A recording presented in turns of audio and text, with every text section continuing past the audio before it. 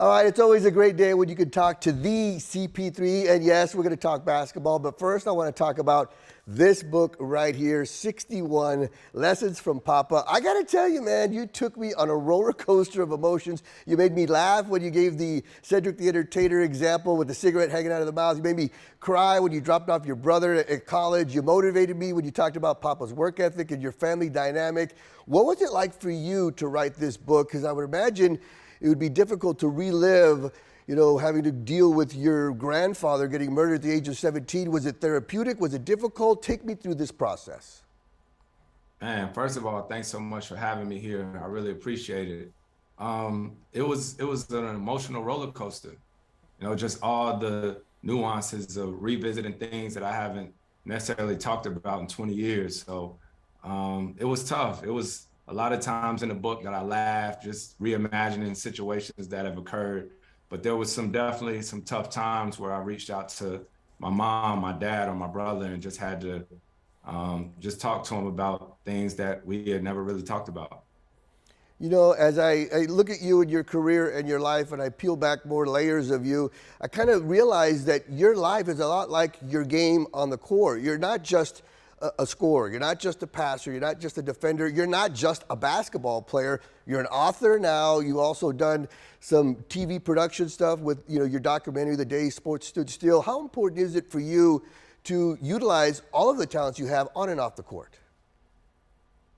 Man, you're observant for that. It's funny.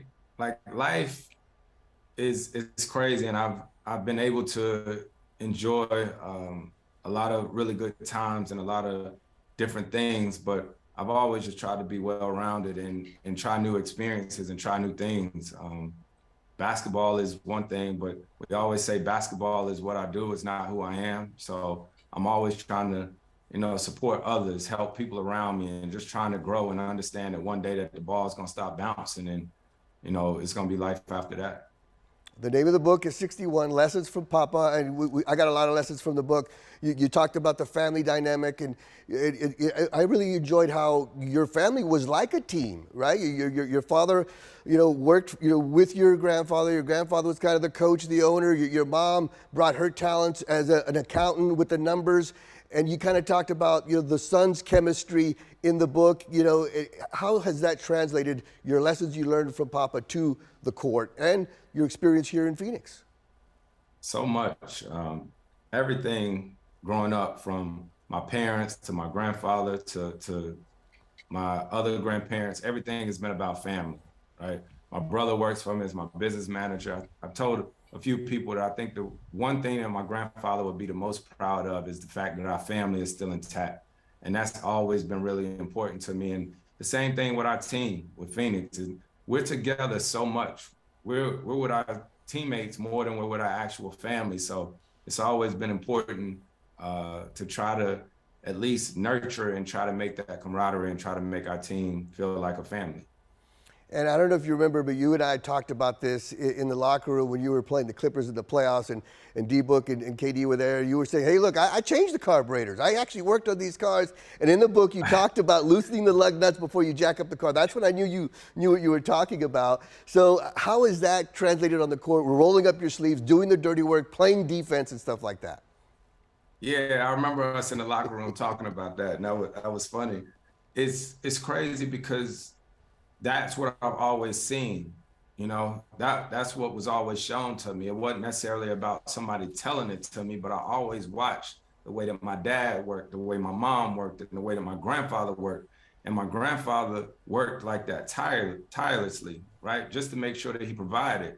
But the other thing was that he didn't even give us the opportunity not to work. If me and my brother wanted something, he made us come to the service station and work for it. And that's sort of what I've always known. So I don't know anything else but the work. One great quote from the book is, if you want to go fast, go alone. If you want to go far, go together. And that's one thing I've noticed about you. You've always been a winner. You've always been a team player. You were a major reason why the culture was changed here in the Valley. How important is that to you, to be a good teammate, to be a winner, and to help the people around you become better? It's always been at the core of who I am and try to be as a player. right? I always said if I wanted to do it alone, I would have went and played golf, or I would have went and played tennis. But in basketball, you need each other, and I don't necessarily do everything the right way all the time, but I definitely try to come from a good place and just want to try to make sure that my teammates and the people around me thrive. So what I've learned is that a lot of people will say this or say that about any and everything under the sun, but if you at least know who you are at the end of the day, then everything else should work out fine. If you had to write a book or even a chapter about your time with the Suns, what would be your highs and lows? How would you describe it so far? Well, the low would be coming up short in the finals, but the highs, it wouldn't be enough chapters to write about. It's been such an amazing time in the Valley from when I first got there to even this past season, even though it came up short. I've had some amazing relationships and bonds that have been formed. One of them is just my relationship with Book. I knew Book already before I got to Phoenix, but the relationship that we were able to form in my time being in Phoenix is something that I definitely don't take for granted. You know, you talked about different mentors that I was really intrigued by in your book, guys like Jay-Z, Bob Iger. Where does Monty Williams fit in that role for you as a guy that you've worked with and had so much success with over the years? Monty's a big part of my life, has been and always will be, which is why you see in one of those chapters it says reps removed doubt. I didn't talk to Coach just about every day since the season got over, and you know, even though he's not the coach of the team no more, our relationship won't change. It won't ever change. That's a bond that we formed, and Coach is, you know, my family. I know you talked about Papa gave you so many lessons, taught you so many things. He taught you about strategy. I know you can't really talk too much about your current situation, but what is your strategy come June 28th, just in case you get waived or the Suns exercise some of the options that they have? I don't know if it's a strategy or whatnot. Right now, I'm home in LA, enjoying my time with my family and working out and training. And you know, I have conversations with my team, my immediate team, and you know, we'll see what's what. You know, hopefully, you know, I'm back. Obviously, that's what I'm hoping, but we'll see what's what. Yeah, in the book, Mamba Mentality was one of the chapters that was really intriguing, where you talked about almost playing with Kobe Bryant. You mentioned you're in LA. How enticing will it be if you are a free agent and the Lakers or T. Lue, you know, a guy you're very close with, and the Clippers come calling?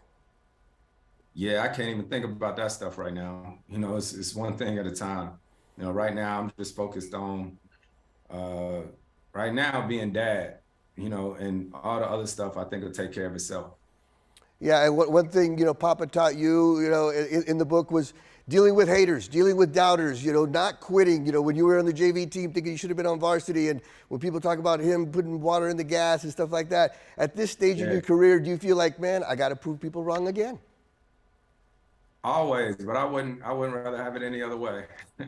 That's sort of been the story of my life, but I appreciate that. I appreciate that work, and that's what makes it fun. I promise you, that's what makes it fun. That's what makes the early morning workouts, the late night training. That's what makes it fun. You kind of touched on Devin Booker. Just talk about your relationship with him, and I don't think it's a secret that Devin Booker got better once you got here, and you've made so many people better on and off the court through your AAU, through being the president of the Players Association. How important is that for you to help people like Devin Booker, guys that work hard and kind of keep it real and push you at the same time? It's fun for me. It's very like fulfilling because, like I said, I've had 18 years so far in this league of knowing what it's like to have the ball every possession or whatnot, and know somebody like Devin who puts in the work, and he's done everything. You know what I mean? This is him just getting a different stage to show everybody who he is. And I just wanted to come in and hoop, and I know what I'm capable of, but also try to unlock another layer of him. But that's him. That's all him.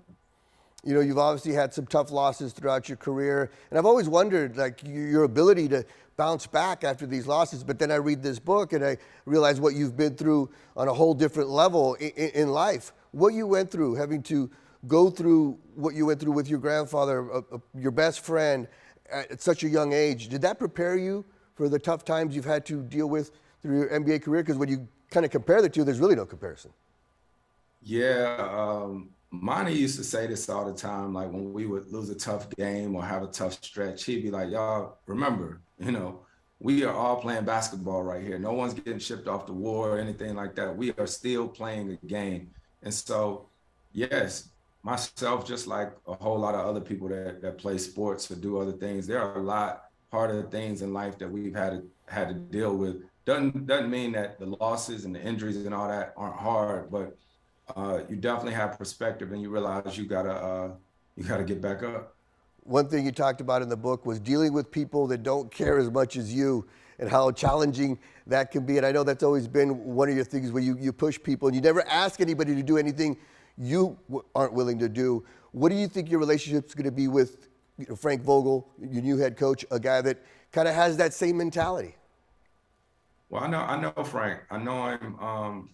Never played for him, obviously, but I've talked to him a couple times, and he's excited about the job and a great guy, a great coach. He won a championship a few years ago, so excited to be able to work with him.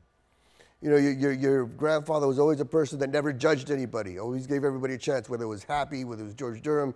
What's it been like for you to help younger kids get into the NBA, then have to either play with them, Josh Okogie, who would travel to come to your camps, or a guy like Reggie Bullock, who ended up playing against you in the playoffs? How gratifying is that for you? It's crazy, man, how life happens, but there's no better feeling than seeing these guys play and compete, because that was what our AAU program was built for. I talk about in the book how my dad spent his entire 401k on us playing travel basketball. So to just be able to give these guys a platform to hopefully change their lives and the people around them's lives, that's the best feeling that you can have. Final question. It's Father's Day time. What's it mean to you to be a father and a father figure for a lot of the younger players in the NBA that are going to embark on the journey that you've been through? Man, a father to my kids, there's no greater feeling. There's no greater job. There's no greater joy. I was talking to my wife the other day because my son just left to go to North Carolina with my parents for a week. And, I'm sure parents say this all the time, but I just told her, I said, I miss him. I miss him. Like that's for real, like my best friend now. And so is my daughter. I went to the Indiana Jones premiere last night, just me and my daughter. So every age of your kids just seems like this is the fun age, or this is the fun age. So it's a relationship like none other. I know I said that was the last question. I lied. One more thing. Please tell me you're going to make this book into a movie, because it's really good. Is that possible? Yeah, it's funny, man. We had worked on it for a movie. We had got the movie written. We had got everything done, and we just never got it greenlit. So hopefully after the powers that be read the book, we can figure out how to make this into a movie. Well, thank you for your time, Chris. I appreciate you. You're always a class act. Great job with this book. Great job on the court, off the court. Keep up the great work, man. Appreciate you. I appreciate you. Thank you. Thank you.